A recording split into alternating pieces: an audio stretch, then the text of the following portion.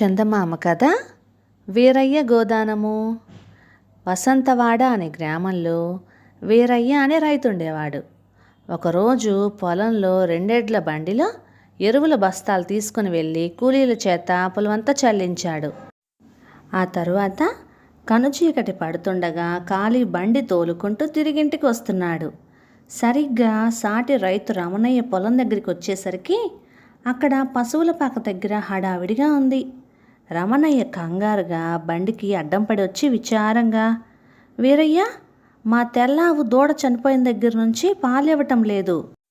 చాటపయ్యను చేయించినా ప్రయోజనం లేకుండా పోయింది. రోజు దాన్ని చితకబాతున్నాను. ఇవాళ కోపంతో రెచ్చిపోయి పొదుగును కూడా గాయపరిచాను.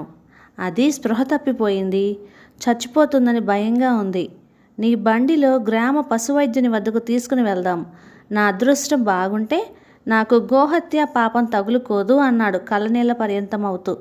వీరయ్య రమణయ్య కలిసి మరికొంతమంది సాయం చేయగా ఆవుని బండిలోకి ఎక్కించారు. ఆవు చాలా దయనీయ స్థితిలో ఉంది. ఒంటి మీద దెబ్బలు బాగా కనిపిస్తున్నాయి. పొదుగు నుంచి రక్తస్రావం అవుతోంది. వీరయ్య బండిని వేగంగా పరిగెత్తించాడు. గ్రామ వైద్యుని ఇంటి దగ్గర బండిని ఆపాడు. పశువైద్యుడు బండిలో నుంచి ఆవును దింపించి చాలాసేపు చికిత్స చేసి ఆవుని రక్షించాడు. మొత్తానికి ఆవు లేచి నిలబడగలిగింది. రమణయ్య గోహత్య పాపం నుంచి తప్పించావని కృతజ్ఞతలు కూడా చెప్పాడు. రమణయ్య, ఆవు బ్రతికింది. మళ్ళీ బండిలో ఆవును ఎక్కించు. నీ పొలం చాలా దూరం కదా. మా ఇంటి దగ్గర గల నా పశువుల కొట్టల్లో ఉంచుకుంటాను.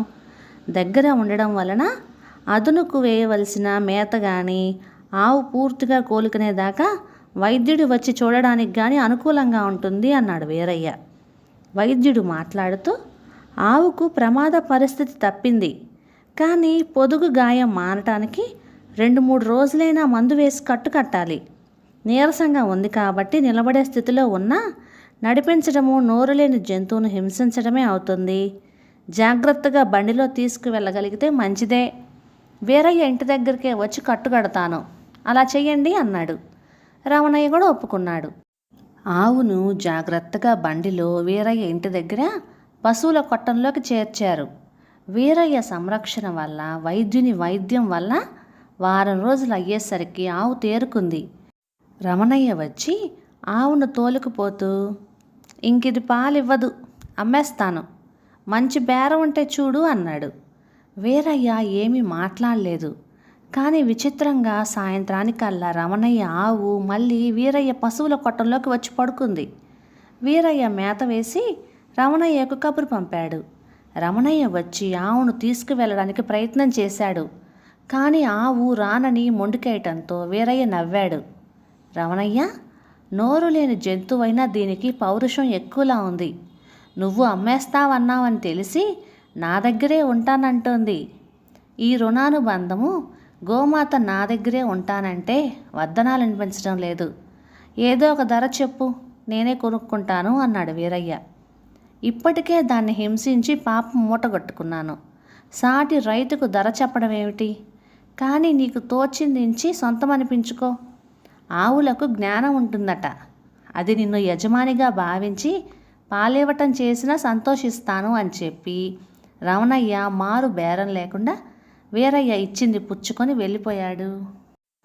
నోరు లేనంత మాత్రాన పశువులకు జ్ఞానం ఉండదు అనుకోకూడదు.